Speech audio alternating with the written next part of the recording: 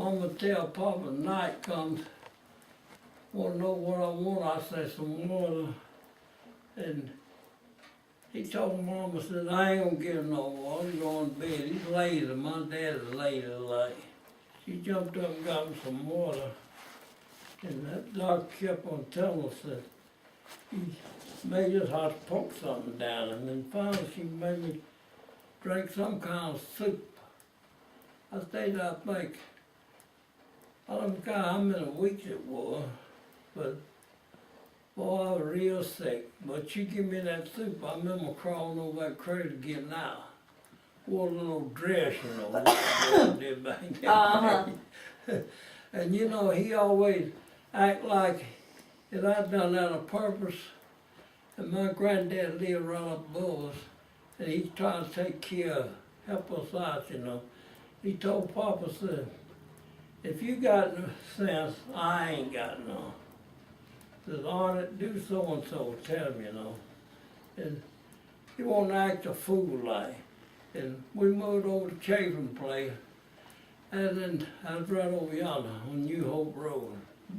Just 2 or 3 roads from less than here. Well, let's see here, the Beach Third Road. We was on New Hope Road. Moved there with just Chafin. He had 387 acres land, 4 mules.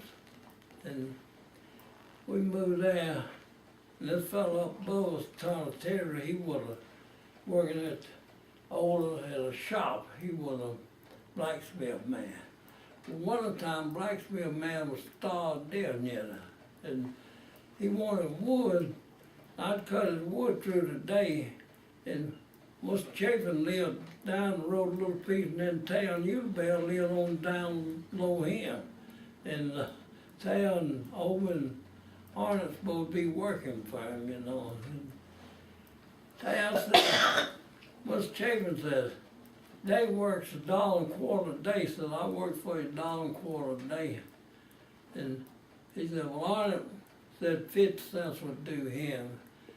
And then Papa always let Over go up Chester and make money, and he crammed the pocket and then come, you little devils ain't got nothing, he say. I got overalls, we'd have 2 pair of overalls, that's all they figured we need.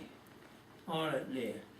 And that man come to the, he walked through our yard and going through our past and go down and come out of the bridge. Cut off about a 1/4 mile if he went down the road, you know. He wouldn't walk down the road. And he was our neighbor. We hadn't been there too long. I'd cut his wood, and he'd come down and get wood and wheelbarrow full of, and he was renting a house up there, but some of them say he didn't have no money to want to pay for no house rent. He wasn't paying that. Had a daughter and his wife. And he's a nice kind of fella. He come through there one morning and said, Arnie, I want to talk to you. Yeah, what you want? He said, I want to ask you something. He said, that middle boy cuts all the wood. He called me the middle boy. And them 3 little ones took in all the water and the wood at night. And said, I don't never see that big boy do nothing. Papa said, well, he didn't want to do nothing, but Papa didn't want him to do nothing either, you see. And that man said, hey, fella, who's the boss, you or him? Who is the boss? Papa wouldn't ever answer him, you know. He kind of fell out with Papa, you know. They moved in 2 years. But we lived there, and I'd plow mule called Rhodey. So we plow a mule called Die. And when we moved there, the red mules, and that man's up there fixing up the barn and checking over to see if we had good troughs and water troughs and one thing and another. And I said, Mr. Chafin, I said, you got us here, I said, but you don't know this. I said, there's a man there that saw your mule death. I said, don't make them how much feed you got. He figured a bottle of falling 7 meals of corn is a meal. That's what I told him. He wouldn't feed a mule. I don't know why. He hated to feed a mule.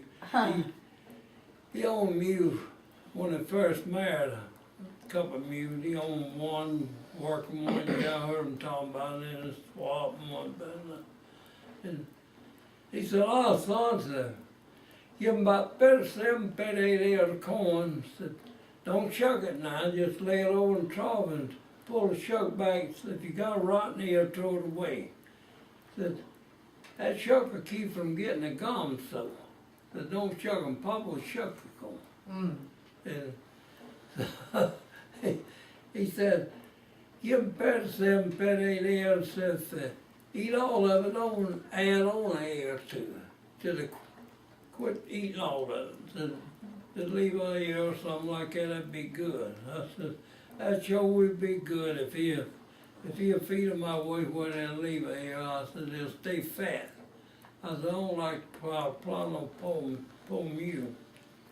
And the old Dice was a real pretty red, solid red mule, broad, weighed about 1,200, and Rhoda weighed about 11, one I was plowing. And I'd outplow over. As old as he was, see, I was just 10 years old the 22nd day of March and moved there, you see. I was 10 years old. And so I watched on him. And I said, he go down there every morning, feed him about 4:30, 5 o'clock. When he wake up, he'd get up back in them days, you know, be ready to go to the field in daylight, you know. And God dog, I said, nah, he ain't feeding them mules. Old Rhoda reach, tried to get a weed, old Dice too. So I got to where I let him go to bed, and then I'd ease up and put him on an old pair of shoes I'd be done washed to go to bed, you know. I go down and feed old Rhoda. And now, a man with good sense would know that. And you stand fat that way, and the other one was poor, and the other one hungry. Y'all know, well, somebody feeding that mule. You know, he never did know it. He found I told him, and he'd say, you know, I don't understand that. Mule peak plow just walk right on, fat and pretty. Don't even want a weed, no Dice run over and try to get a weed. And so I laughed about it, you know. I told him I was checking, I said, I don't want to plow no poor mule.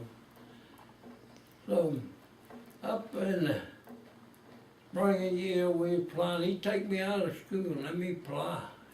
He just that lazy, you know. He didn't do nothing. Then when we come to the house, that back field over there, come to the house with the well, he'd have a Rhoda 2 buckets of water. I'd out walk over, have 2 buckets of water in that tub. He'd you go out and draw your mule some water. I said, Papa, you back that mule don't want but 2 buckets of water. You know better than that. I said, what you been doing? I'd argue with him. He didn't like coal, I'd argue with him, but I'd argue with him. I wanted to fight him by that. That's what I wanted to do. Well, one day there, I'd always get my mule and put the gear on, get on away from over, but he'd help over to take his gear off and water his mule and carry it to the barn for him, and he'd go in the house. He wouldn't do me out of the way. So I asked him about it. I said, how come you take over the mule and take the gear off in her and draw the water for her, and then you don't want to help me out? I'd ask him things like that. We come in there one day, and he says, Peter, I asked over, how come y'all want to get along over there? He said, y'all ain't done them big long turfs, 3 acres of turfs in them, you know. 49 acres in that field back. You plowed like heck back in. You plowed daylight and dark. You didn't have no spare sitting around time and nothing like that. And I said, he said that I wasn't plowing. I said, hey, you come on. I said, I want to show you something. What you want? I said, come on, follow me down here on this hill. I want to show you something. Got down that big tree. I said, you sit down behind that big tree right there now. I'll go to the field and go plow. I said, I want you to see something. We fly 2 or 3 rounds and over stop. Look up at the sun like you're trying to bring it down, you know, and trying and yeah, come on it there a while. He flying crooked road over wood, dragging his feet, got over there. He said, oh man, you done told me a story. I said, you're the one that ain't flying, huh? Oh, I'm tired. You ought to take my fly and fly. No, I ain't gonna take your fly. He just talked to him in Swedish, you know. I told him, I said, and I showed you who was messing up. I said, you didn't talk to him sassy or nothing. I said, you petted him all the time. All the time. I said, you petted him. I said, that's where he wouldn't get nothing done. He told over, said, I ain't gonna take your fly. I said, go on and try to do the best you can. Don't die to run over trying to get a weedy. Over said, well, I'll tell you one thing now. Oh, you gonna have to feed this mule. You see her run out of weeds, so she's hungry. She done lost weight. And he's a real mule. But he loves old fat boy, you know. He loved and we flew around there up in the summer. Went down and went pulling, following the bottom. Me and Tail over Papa. Long bottom, you know, we had 9, 10 acres bottom land, you know, had 2 acres here and 3 there and 4 down there, so. And they got to arguing, and over telling me best way, one of them when we did put Taylor plate. He done this. And 28, he moved down a little older, between older and Bushman with this man. This man had 14 acres of prettiest bottom you ever seen. Then had a little 2 or 3 acres branch bottom. And he told Papa, said, you move here now, but said, I ain't gonna buy you no mule. Said, oh, I won't work. Said, I found bought me a little black horse mule here, I plus, and when I ain't working, you can get him. He made a big crop. I had money, God, dog. It wasn't the best T-Mall you rode town in. Bud Taylor. 28, we lived with him, 28. You know, all that year, I applied them bottoms. And he wouldn't put out much fertilizer on them bottoms. He, funny, it didn't look like he had much about corn, you know. Funny thing. And we stayed there in 28, I was 9 years old, went to Buck Powder's place, worked 29, cropped 29, and Will told him to move. I told, oh, we got out and stole him some ducks. $351 was. He carried him to court, the man did. I was with him, and this guy Duff was with him, and Leon Smith, a bunch of boys.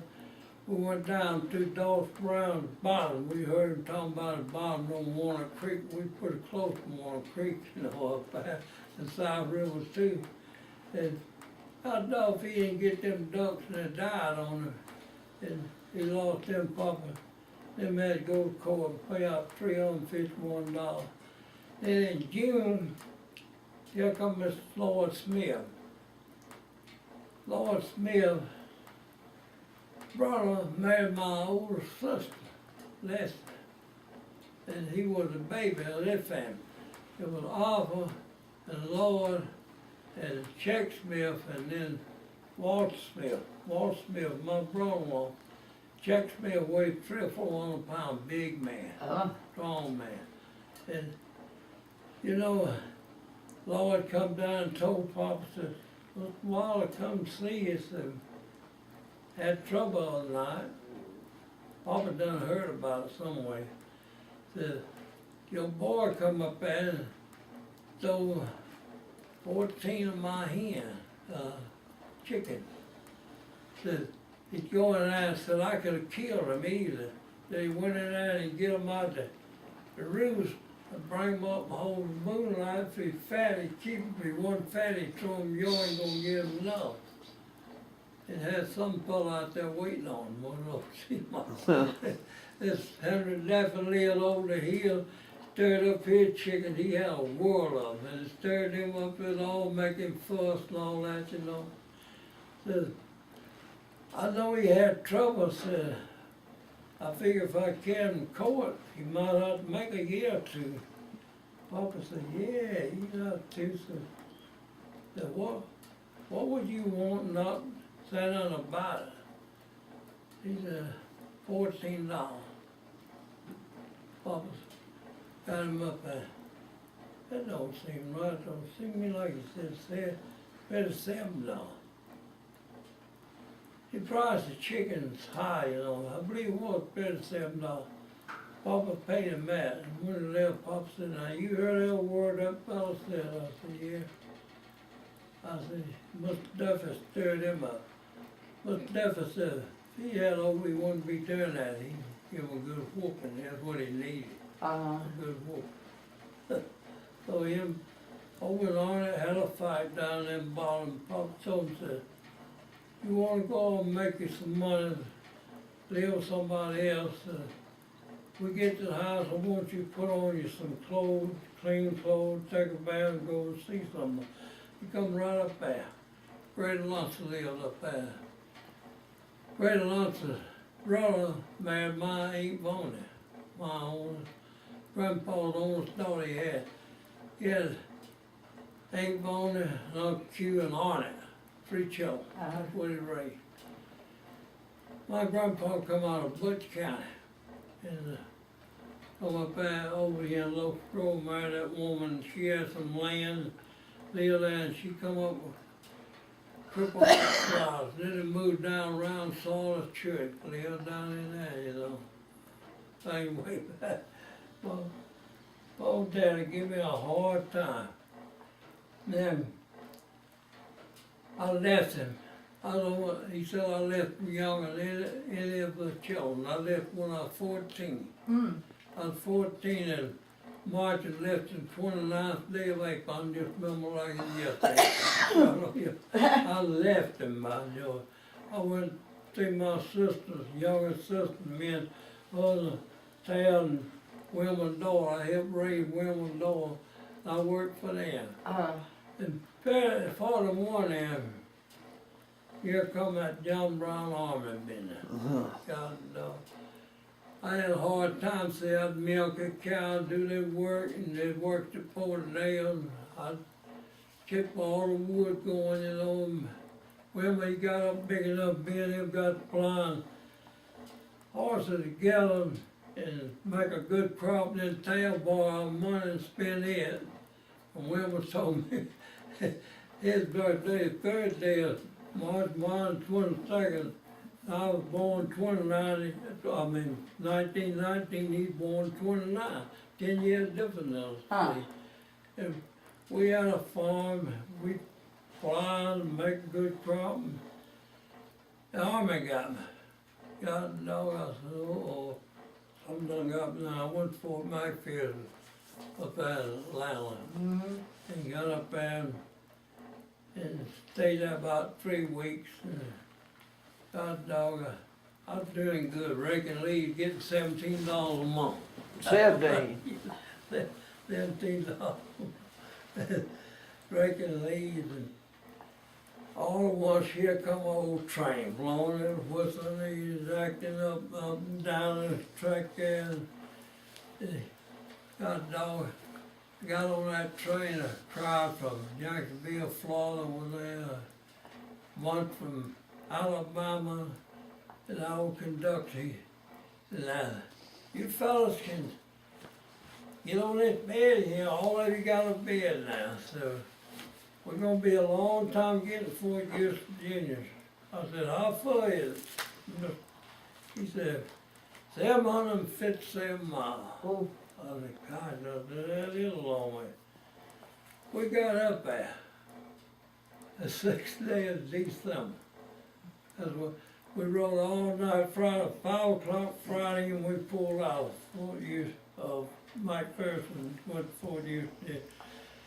He said we'll ride at night, and Saturday night we'll get there sometime. we got there about 12:15, 12:30, something like it. And it said, you just eat a sandwich and make out the morning, then you'll get a good meal in the morning. So we went up and got us a meal, got back. There was a lawyer in that trial from Jacksonville, Florida. He was nice looking, good looking young boy and all, you know. All of us been there for a year. We figured we'd go back home. We was in there 6th day of December. Next morning, somebody said, "Hey, who got a good radio here?" Oh, we got 3 or 4 of them. And this guy said, "I got the best one, I guess. I'll play it." Turned it on and just bombed Pearl Harbor. Talking about sick bunch of men. They look sick. God, no, we stayed there. I don't know. It said, "Up 2, 3, 4, up 2, 3, 4, get march now, men." I got to go out to have some men now. I said, "You was getting 6 weeks this, you may get 3 weeks of it." A lot of you may have to go and help him. And we had a lawyer come around, he talked to all of us, tell us what could happen, this and that. Yeah, come on, man, Captain, you know. Well, I look at him, you know, I look at the rank, I think, I wish the heck I was home, you know. And yeah, come on, Captain. So that corporal said, there's 2 corporals and old sergeant. Old Sergeant Reno go right by the White House when he go home over the weekend. Say, "Y'all ride with me now. I charge you $2. You rent your room over there for $7. They said, "Sergeant, we ain't got that kind of money."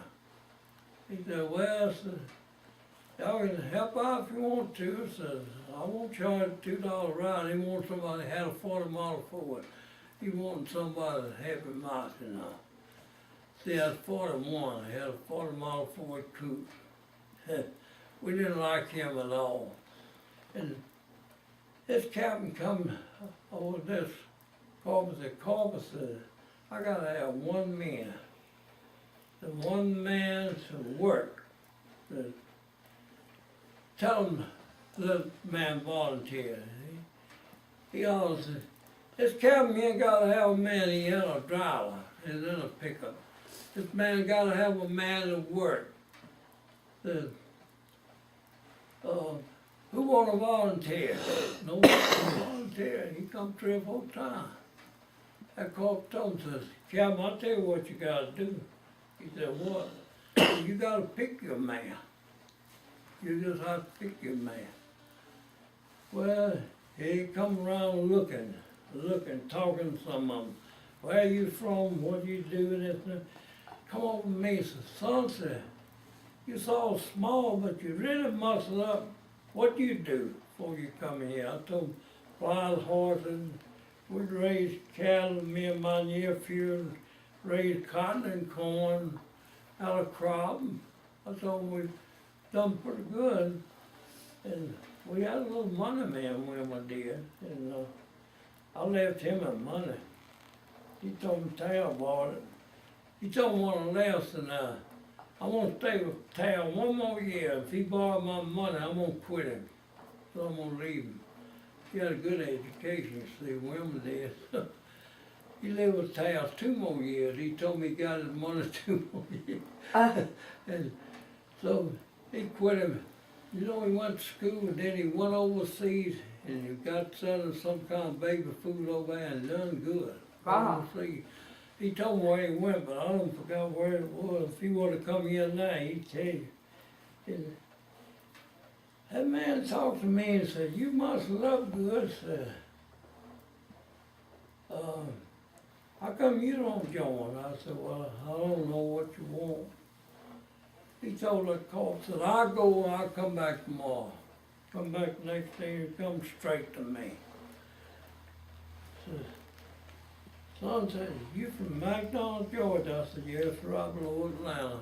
I said, "We lived on our own farm, raised cattle, food, hogs, chicken, I milked cows, I told him. I milked a big old cow. My grandpa gave you about that cow. Papa wouldn't give enough when she got married. He gave her that cow. She was a good song gumball. I filled that 10-quart bucket full of one of them little half-gallon lard buckets. Fill it and get it full. And she'd give almost 10 gallons of milk at night. And next morning she wouldn't hardly give about 2 gallons next morning. That bucket wouldn't be full. And we had all the milk and butter we could fool. And that old man, he says, I'm gonna pick you. He said, you can come on and go with us now. One of them got over there. Them old bears had a big old ball down, you know. And he said, what you gotta do, you gotta go in here, you gotta take these 2 buckets and tote you. Some of them try to carry out 2 buckets of ashes, but he said them old buckets will hold 5 gallons or something like that. So you don't need but one of them. There's no bigger than you are. Yeah, he said, how much you weigh? I said, 124 pounds when I come in off. And I told him about sickness and all. I said, that's really ain't no size. And he, so, I went to, he told me, said, you fire these balls up, Bill, you're firing. And he said, you see that gauge up yonder? Said, you get that water on 180, you got enough. Said, you slack off on your fire and you won't lose. Said, if you fire too much, said it pop off on 220, you just lose that coal money. He explained everything to me. Said, now I'll let you have it, you can go to work, and this fella here be in and out, hit, you know, one time or another.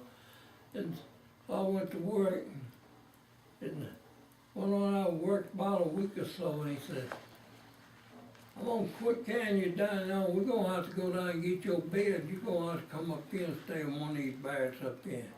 He moved me in there with a bunch of young boys.